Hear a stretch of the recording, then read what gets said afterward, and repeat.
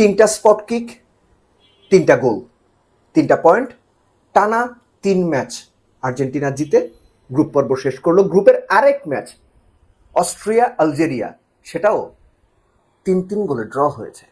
এই 3-এর চক্কর থেকে বের হয়ে মনে করিয়ে দেওয়া জরুরি, লিওনেল মেসি প্রথম মানব সন্তান হিসেবে বিশ্বকাপে টানা 7 ম্যাচে গোল করেছেন।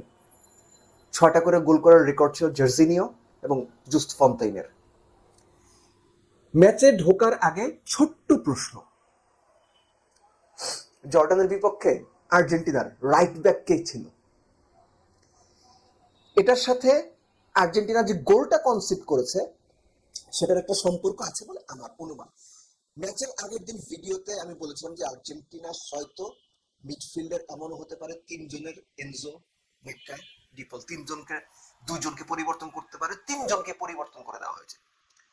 লেসুলসোকে লেফট উইং এ খেলানো, জিওভানিকে নামানো, কাগজে কলমে রাইট ব্যাক ছিলেন, নিকো পাসকে খেলানো, ভ্যালেন্টিনো বার্কোকে পরবর্তীতে আবার মাঠে নামানো, এক্সট্রা টাইমে 70 মিনিটের পরে 2 স্ট্রাইকার লৌতারো এবং ইউলিয়ান আলভারেজ 2জনকেই খেলানো।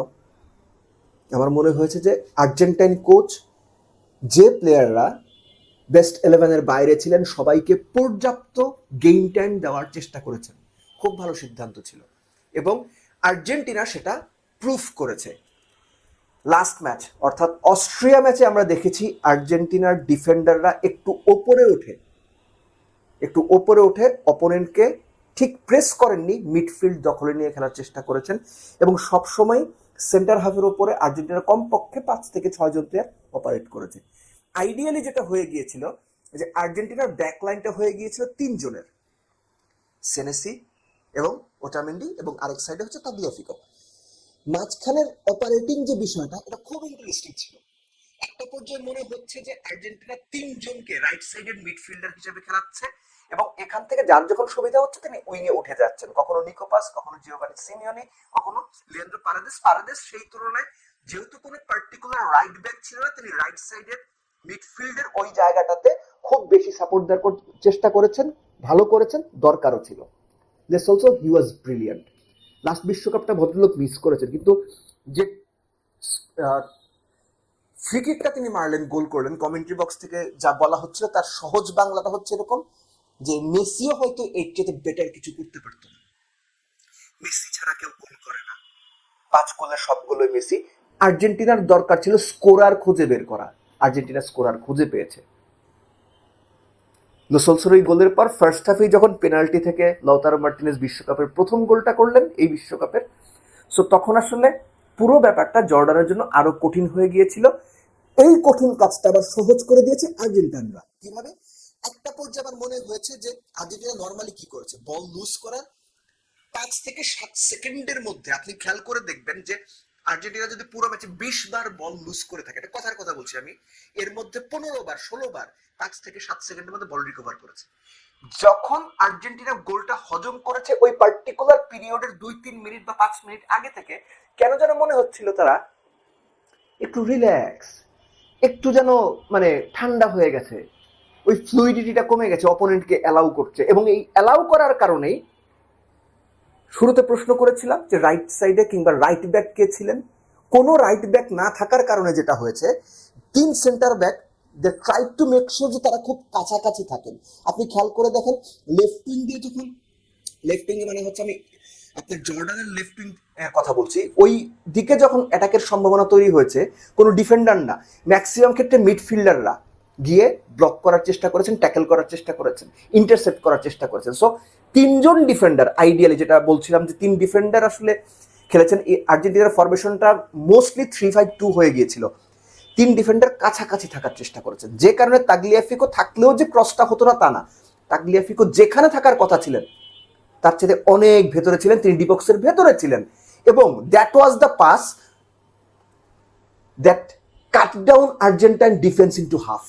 ওই একটা পাস যখন জর্ডানিয়ানরা তাদের রাইট সাইডে বা আর্জেন্টিনার লেফট ব্যাক পজিশন বরাবর দিল, Tagliafico had to move and that was too late. এবং যখন বলটা ক্রস করা হলো, that was the corridor of uncertainty. 2 defender থাকা সত্ত্বেও, ডিবক্সের ভেতরে 4 জন থাকা সত্ত্বেও পেছন থেকে একজন এসে ঠিকই গোলটা করে দিয়েছে। It was a odd goal to concede.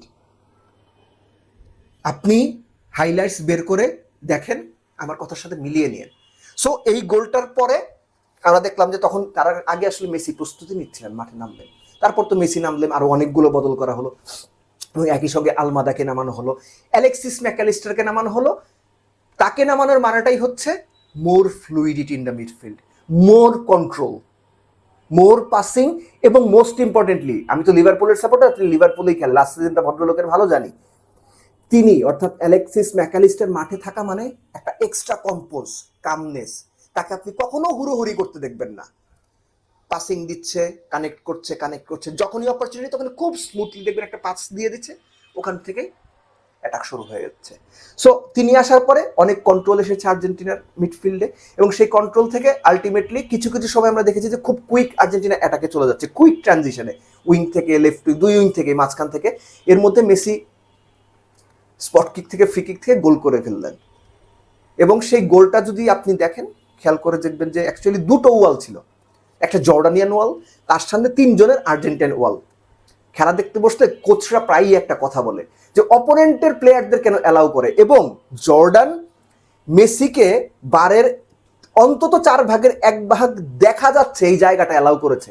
এটা আমার কাছে খুব চাইল্ডিশ মনে হয়েছে যে মেসিকে আপনি বার 4 ভাগের 1 ভাগ দেখা যাচ্ছে ওই জায়গা অ্যালাউ করে রেখেছেন, আপনি গোল খাবেন না কি হবে? আপনার তো গোলই খাওয়ার কথা। আর মেসি তিনি ওপরে মারেননি, গ্রাউন্ডে মেরেছেন, গোলকিপার অনেকটা দর্শকের মতোই হয়ে গিয়েছিলেন। এনিওয়েজ, পুরো ম্যাচে আর্জেন্টিনা কত আপনার 13টা বোধহয় গোলের শট ছিল, সরি 13টা শট ছিল, তার মধ্যে 5টাই ছিল গোলে, 3টা গোল হয়েছে। উল্টো দিকে জর্ডান একটাই গোলের শট ছিল, একটাই গোল। আর্জেন্টিনা 780টা পাস দিয়েছে, 70% বলের পজিশন ছিল তাদের কাছে, 93% অ্যাকুরেট পাস, অর্থাৎ পিওর যে ডমিনেন্স সেটা আর্জেন্টিনা দেখিয়েছে। মোস্ট ইম্পর্টেন্টলি আর্জেন্টিনার বেস্ট ইলেভেনের বাইরের যে প্লেয়াররা আছেন তারা যথেষ্ট ভালো পারফর্ম করেছেন, যথেষ্ট হাই ইন্টেন্সিটি নিয়ে ফুটবলটা খেলেছেন, যথেষ্ট চান্স ক্রিয়েট করেছেন এবং কন্ট্রোলড ম্যাচটা খেলেছেন, গোলটা কনসিড করার আগে পরের 5-7 মিনিট বাদ দিলে। আরেকটা ম্যাচ, এটা না বললে আসলে খুব মানে তাদের সঙ্গে অন্যায় করা হবে, আলজেরিয়া 2বার পিছিয়ে পড়েও 93 মিনিটে রিয়াদ মাহরেজ, যিনি জোড়া গোল করেছেন, এগিয়ে গিয়েছিল 3-2, কিন্তু 96 মিনিটে আবার অস্ট্রিয়া গোল করেছে।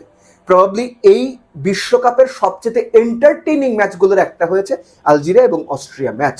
সো এই ম্যাচটা যারা দেখেননি তারাও সুযোগ পেলে হাইলাইটসে দেখবেন, খুবই ভালো ম্যাচ হয়েছে। আই এম রিয়েলি হ্যাপি যে আলজেরিয়া দুর্দান্ত পারফর্ম করেছে, মরক্কো, আলজেরিয়া, তিউনিশিয়া, এর পাশাপাশি আপনি যদি হিসাব করেন ইজিপ্ট, এই 4টা টিম আফ্রিকার, এই টিমগুলোকে আপনি কখনো ছোট করে দেখবেন না, কখনো রাইট অফ করবেন না। এই টিমগুলো সত্যিকার অর্থে ভালো টিম এবং যে কোনো সময় যে কোনো প্রতিপক্ষকে ধরে দেওয়ার, হারিয়ে দেওয়ার, ঠেকিয়ে দেওয়ার সামর্থ্য রাখে। এইটা এই কারণে আমি বললাম, আলজেরিয়ার সঙ্গে আর্জেন্টিনা ফার্স্ট ম্যাচ জেতার পরে যারা বলেছিলেন যে আরে আলজেরিয়া উমুক তুমুক, না উমুক তুমুক না, Algeria is a very good team. সব টিম ভালো টিম হইলেও প্রতিদিন ভালো খেলে, ব্যাপারটা এরকম না। কিন্তু এই পার্টিকুলার টিমগুলো নজরে রাখা জরুরি, তাদের ওই রেসপেক্টটা দেওয়া জরুরি। But I am really happy যে আলজেরিয়া প্লেড রিয়েলি ওয়েল।